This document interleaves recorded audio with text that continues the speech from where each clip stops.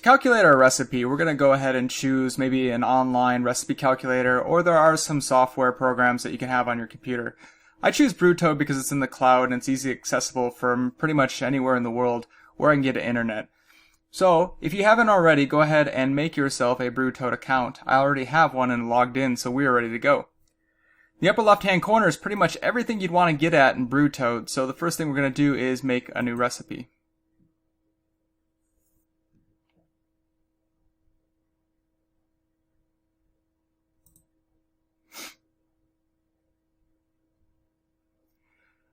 Give it a name.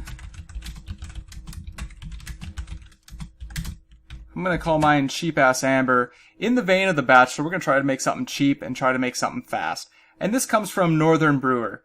If you haven't already checked it out, or you're looking for something to brew, you really can't go wrong with a Northern Brewer recipe. I've been very satisfied with the beers I've made there. And of course, you can buy the kit that accompanies the detailed instructions. Choose your style. This is an American Amber according to Northern Brewer. Most importantly, we need to go to our batch size, and we are not brewing a double batch today. Instead, we're brewing 21 liters, a single batch, which is about 5.5 gallons. 60-minute boil. Evaporation rate obviously varies depending on where you are. We're going to go with 70% on this brew in a bag brew. And settings would be where you'd want to change over to US customary if you want to do that, but I'm going to hang with metric. Alright, for the ingredients. Being The Bachelor, we brew simply and deliberately. We have Wireman malt here out in Korea, so I've got pale.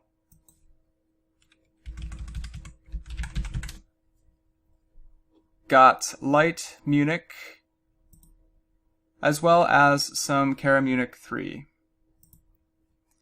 And those are the three malts we're going to be using. 3 kilograms of pale, 1 of Munich, and a half kilo of Cara Munich 3. I have this thing with numbers. I like to keep them pretty even. As far as substitutions go, being out here in Korea, we don't necessarily have access to everything at will, so we get pretty liberal with substitutions. Hops. Again, being cheap, I've got some Old Magnum that do the job. Very clean. A little bit goes a long way, and this being an amber, we don't expect a heck of a lot of bitterness. I'm going to brew these for approximately 60 minutes, and 14 grams is what we're going to do. The yeast, I've got some Nottingham slurry for the price of free. We'll keep rolling with those.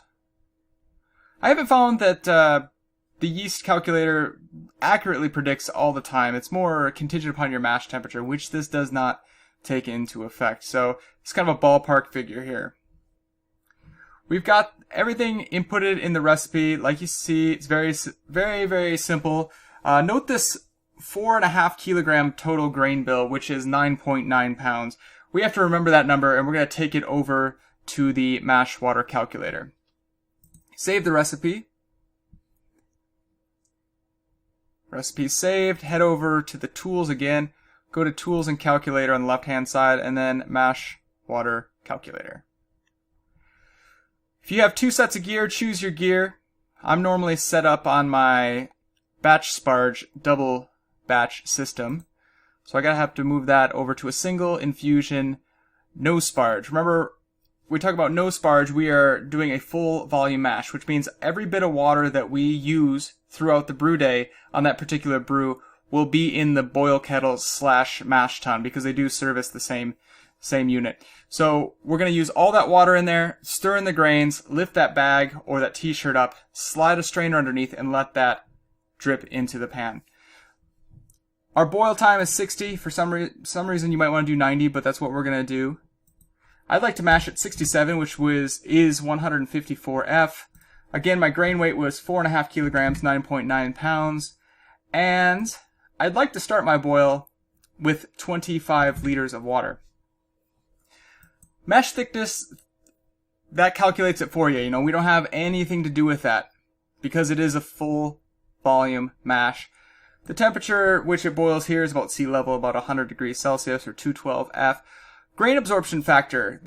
I usually calculate as 1 in a mash tun where I can't mess around with the grains. But we're not doing a mash tun. We're doing a brew in a bag, brew in a t-shirt. So I can go ahead and chop that in half. Because remember, if you go back to the previous lecture with the water loss calculation, when you have that bag and you lift that bag up, you can twist it, you can smash it, and you can get out a lot of water. So on the worksheet or the PDF, I had 0.8 liters per kilogram or 0.1 gallons per pound.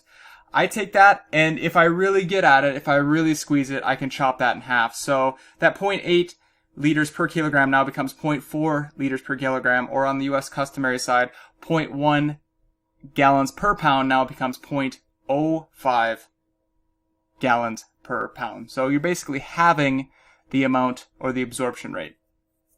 So we determined, if you go over to the worksheet, and I used this grain bill as what I needed to calculate the water loss. So that very first example, that's 10 pounds or 5 kilograms, is essentially this example right here. And if you go through the worksheet, and you can see that we do calculate that we need 27 liters of water. And that was the keg ferment in the brew in a bag system on the left. So we had the water volume before, and we knew that, but we didn't necessarily know what temperature of water we needed to hit the grains with to come in at this mash temperature of 67. So just take a moment to kind of internalize what this means. Our goal is to use 27 liters, and we wanted to mash at 67. We wanted to mash at 154. Everything else, or at least the amount of grain, the temperature of the grain, those are all pulling at the 67. So in order to compensate for the amount of grains we have and the temperature, the room temperature that those grains are, we have to strike with this water that's hotter, and those are going to come and meet in the middle at the 67. So for example, if we have the grains over here, and those are room temperature at 18 Celsius, and we combine them with 73.8 Celsius water, they're going to rest at 67. US side, if you have grains that are 68 degrees Fahrenheit, you strike with water that is, I'm going to guess this is about 168 Fahrenheit. Hopefully, you'll rest at 154 Fahrenheit. So again, we're going to heat up our strike water up to this temperature, combine with the grains, and hopefully that'll come to 67, in which case we will wrap up our pot with a blanket, put a pillow on top. After it's been that 60 minutes, and after we pull that sack, slide that strainer underneath, hopefully all the wort will drip out. After we squeeze the bag, we really give it hell, squeeze the bag, we'll have 25 liters of water. We can discard that grain, and then we can start our boil. So the next time I'll see you, we'll go ahead and we'll weigh out the grains, we'll get our water ready, and then we'll start to make a beer.